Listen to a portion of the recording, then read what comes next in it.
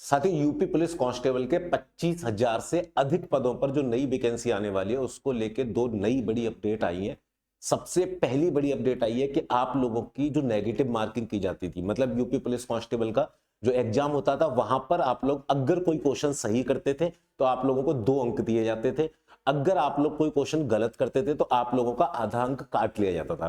कल UP cabinet की बैठक थी जिसके अंदर ये प्रस्ताव पारित कर दिया गया है कि अब जो भी यूपी पुलिस कांस्टेबल की परीक्षा होगी और जेल वार्डन की जो परीक्षा होगी उसके अंदर नेगेटिव मार्किंग नहीं की जाएगी।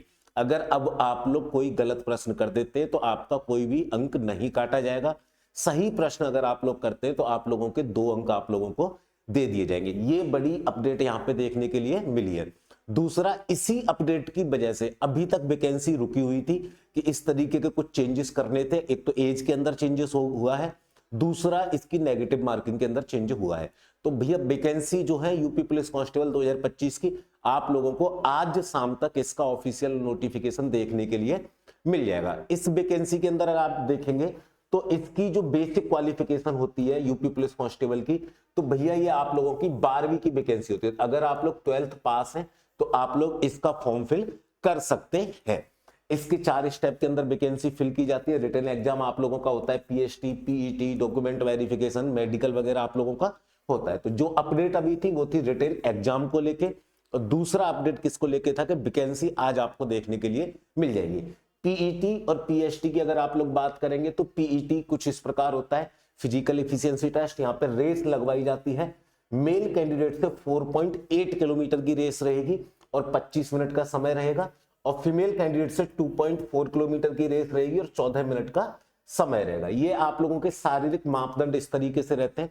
मैं बात करूं general, OBC, SC male candidate की तो 168 सेंटीमीटर आप लोगों की मिनिमम हाइट होनी चाहिए। मैं एसटी मेल कैंडिडेट की बात करूं तो 160 सेंटीमीटर मिनिमम हाइट आप लोगों की होनी चाहिए। चेस्ट का जो क्राइटेरिया है उसमें देखें तो जनरल, ओबीसी और एससी वाले कैंडिडेट हैं उनका जो चेस्ट है मिनिमम 79 सेंटीमीटर होना चाहिए। एसटी वाले मेल कैंडिडेट का जो चेस्ट है वो 77 सेंटीमीटर होना चाहिए, और हर एक मेल कैंडिडेट को चेस्ट के मिनिमम क्वालिफिकेशन के साथ 5 सेंटीमीटर का एक्सपेंशन चाहिए ही चाहिए। वही फीमेल कैंडिडेट की अगर आप लोग बात करेंगे तो आपका जनरल, ओबीसी और एससी फीमेल कैंडिडेट की जो मिनिमम हाइट है वो 152 सेंटीमीटर होनी चाहिए, और एसटी जो फीमेल कैंडिडेट है उनकी जो मिनिमम हाइट है 147 सेंटीमीटर होनी चाहिए। एग्जाम पैटर्न किस तरीके से रहता है?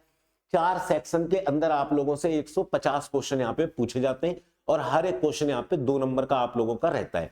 हिंदी और सामान्य ज्ञान को मिला के आप लोगों से टोटल 75 क्वेश्चन पूछे जाते हैं, जिसमें सामान्य ज्ञान के 38 क्वेश्चन रहते हैं, हिंदी के 37 क्वेश्चन रहते हैं। मैथ और रीजनिंग को मिलाकर भी आप लोगों से 75 क्वेश्चन पूछे जाते हैं।